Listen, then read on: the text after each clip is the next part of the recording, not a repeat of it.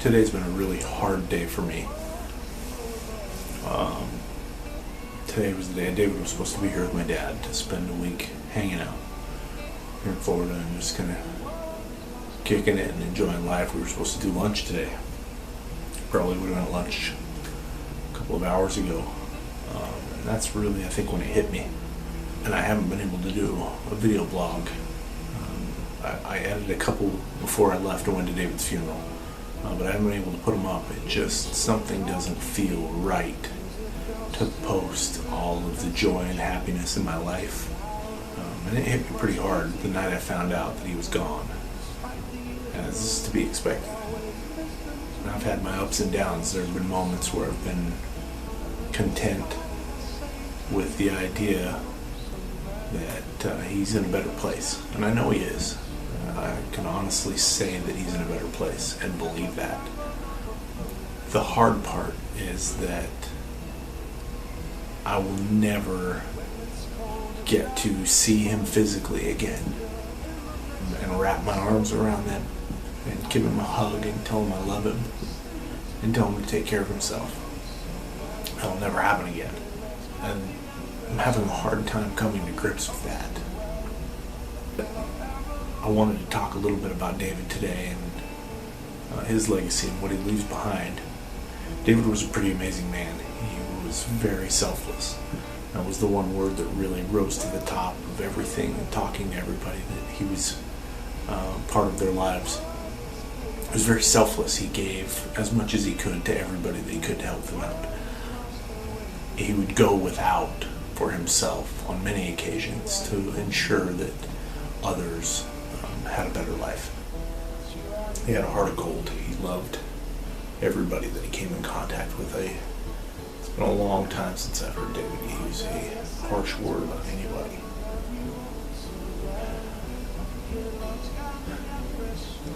He's in a better place now than he was when he left. It's been really hard on my family, and hard on my mom and dad, and I'm absolutely certain that it's been hard on Diane and all her kids.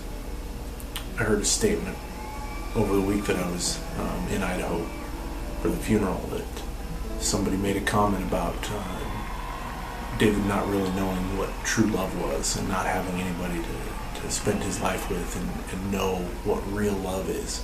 And it's an unfortunate statement that whoever said it, because David had a lot of people in his life that loved him and that he loved in return. And that was evidenced by all of the people at the funeral, and specifically Diane and her family. Her girls absolutely adored David.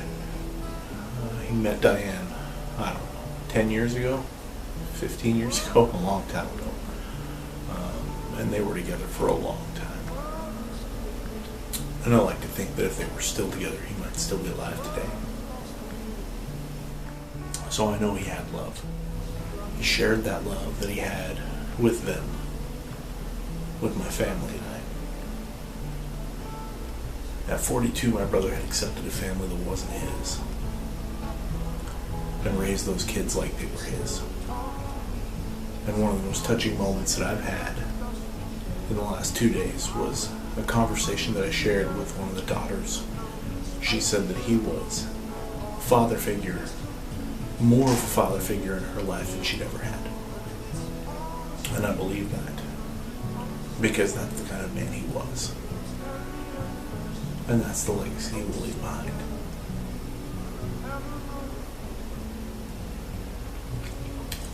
David was and is a great man. He leaves behind a legacy of love and compassion and happiness, because that's all he really wanted, was to be happy. And he was probably most happy when he was serving others. And that's the one thing I will miss, is that happiness. David, you will be missed. You are missed greatly. I wish I could put my arms around you one more time and tell you that I love you because I miss that. I'm glad I got to see you for an hour to do lunch when we were in town for the family reunion. If I would have known that was the last time I was going to see you, it would have made it a lot different. I thought you were going to be here in a few weeks. Life works in mysterious ways and things happen for a reason. I'm glad that you had the excitement. Look forward to this trip to Florida. It's unfortunate that you weren't able to be here with us.